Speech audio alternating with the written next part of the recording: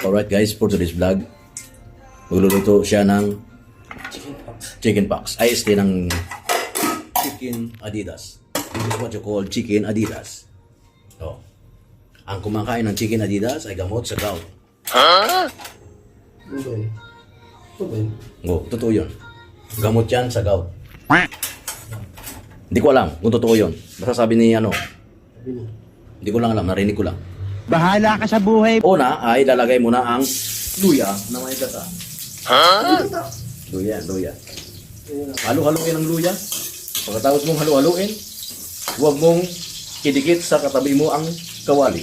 Ang sandok. Wag. At isunod mo na ang sibuyas. Sibuyas, amoy Bombay ka. Halo-haluin hanggang sa madurog ang sibuyas. Pagkatapos ng sibuyas, abay, may kasama siyempre bawang. Durog na bawang na yan. Hindi na kailangan haluin. Dahil durog na. Haluin lang. Tingnan natin hanggang sa makulot. Pag kumulot na, ipa-straight mo na agad yan. Hindi totoo yan. Ayan o. Kulot. Ayan. Chicken pit. Nilagang chicken pit. Ilalagay na yun doon. Tatanggalan ng balat pa. Ang balat? Matatanggalan ng balat. Yung dilaw. Tanggalan ng dilaw. Kasi ang dilaw, makunat yan. Ayan. Ayan po ang sinagutsan na ayan na. Nilagay na ang chicken pit. Ulam for 2 weeks. Ginagawa mo.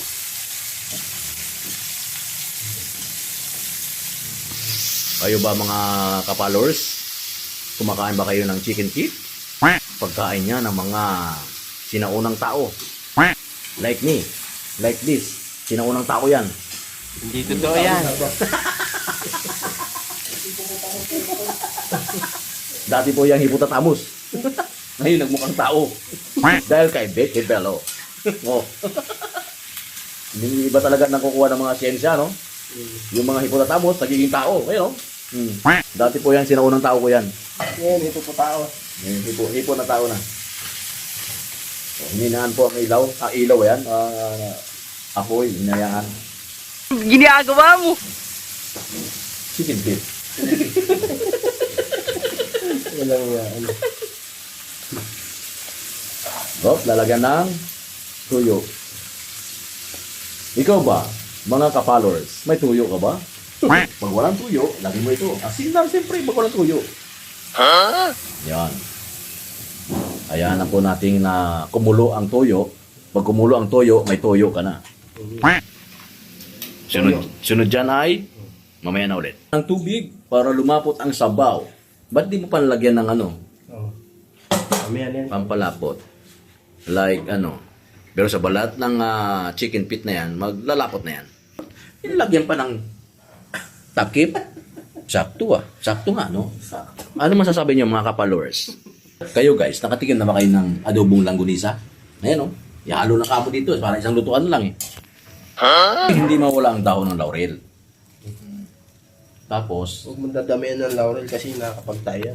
lagyan mo ng bunga ng laurel. Bunga ng laurel. Bunga ba ito? May lagyan ng paminta. Uy, nabuhos ang paminta.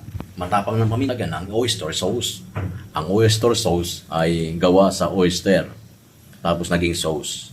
Yan po ang meaning niyan. Ano ba yung oyster? O yun na, oyster. Ano yun sa Tagalog? Basta, hindi ko alam, basta oyster. Yun ay talaba. Galing sa sinaunang taong salita nun. Talaba. Talaba. Gawa po yan sa talaba. Yes, oyster. Oo, dyan. Ginawang sauce. Gawa sa talaba. Dyan galing sa sapote. Lagyan po siya ng asukal na may kasamang pagmamahal para sweet and loving care. Panimbang lang po, panimbang. Yeah, gawa po yan ng sinaunang tao. Sino ko ng taong dyan? Ayan po, lalagyan na po ng suka. Galing Brunei. Years. Yes, yan po ay tubang galing pang Brunei. Suka. That's all. Luto ng aming chicken feet adobo with cheese. Thank you for loving me. I love you all. And say no to drugs.